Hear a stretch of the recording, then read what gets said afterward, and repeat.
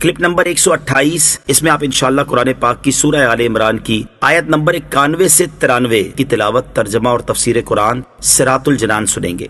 بسم اللہ الرحمن الرحیم۔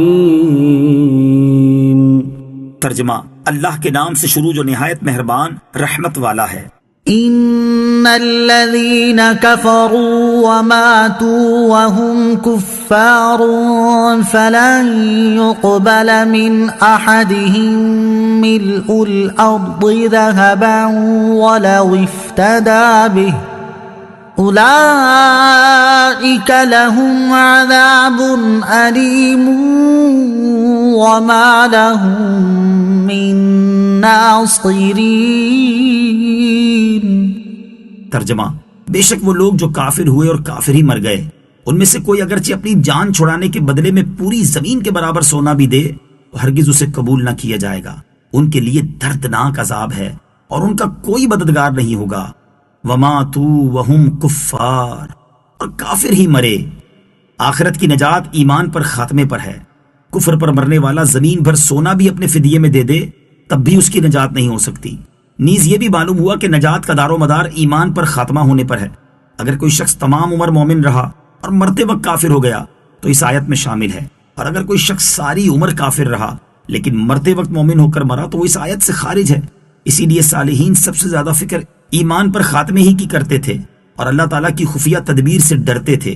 چنانچہ حضرت یوسف بن اسبات رحمت اللہ تعالی فرماتے ہیں، میں ایک مرتبہ حضرت سفیان ثوری رحمت اللہ تعالی کے پاس حاضر ہوا۔ آپ ساری رات روتے رہے۔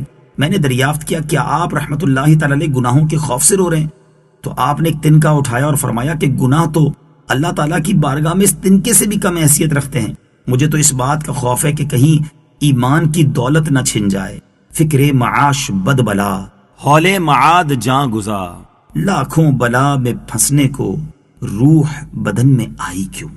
لن تنالوا البر حتى تنفقوا مما تحبون وما تنفقوا من شيء فإن الله به عليم۔ ترجمہ: تم ہرگز بھلائی کو نہیں پا سکو گے جب تک راہ خدا میں اپنی پیاری چیز خرچ نہ کرو، اور تم جو خرچ کرتے ہو اللہ اسے جانتا ہے۔ لن تنالوا البر حتى تنفقوا، تم ہرگز بھلائی کو نہیں پا سکو گے جب تک راہ خدا میں خرچ نہ کرو۔ اس آیت میں بھلائی سے مراد تقوی اور فرما برداری ہے، اور خرچ کرنے کے بارے میں حضرت عبداللہ ابن عمر رضی اللہ تعالیٰ عنہما نے فرمایا کہ یہاں خرچ کرنے میں واجب اور نفلی تمام صدقات داخل ہیں۔ امام حسن بصری رحمت اللہ تعالی علیہ نے فرمایا، جو مال مسلمانوں کو محبوب ہو اسے رضائے الہی کے لیے خرچ کرنے والا اس آیت کی فضیلت میں داخل ہے، خواہ وہ ایک کھجور ہی ہو۔ وما تنفقوا من شیء فإن اللہ بہ علیم، اور تم جو کچھ خرچ کرتے ہو اللہ اسے جانتا ہے، یعنی اللہ تعالیٰ جانتا ہے کہ تم اس کی راہ میں عمدہ، نفیس اور اپنی پسندیدہ چیز خرچ کر رہے ہو یا ردی، ناکارہ اور اپنی ناپسندیدہ چیز خرچ کر رہے ہو۔ تو جیسی چیز تم خرچ کرو گے اسی کے مطابق اللہ تعالیٰ تمہیں جزا عطا فرمائے گا۔ كل الطعام كان حلا لبني إسرائيل إلا ما حرم إسرائيل على نفسه من قبل إلا ما حرم إسرائيل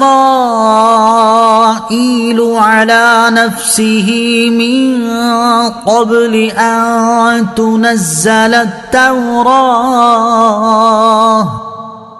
قل فأتوا بالتوراة فاتلوها إن كنتم صادقين۔ ترجمہ: تمام کھانے بنی اسرائیل کے لیے حلال تھے سوائے ان کھانوں کے جو یعقوب نے تورات نازل کیے جانے سے پہلے اپنے اوپر حرام کر لیے تھے۔ تم فرماؤ تورات لاؤ اور اسے پڑھو اگر تم سچے ہو۔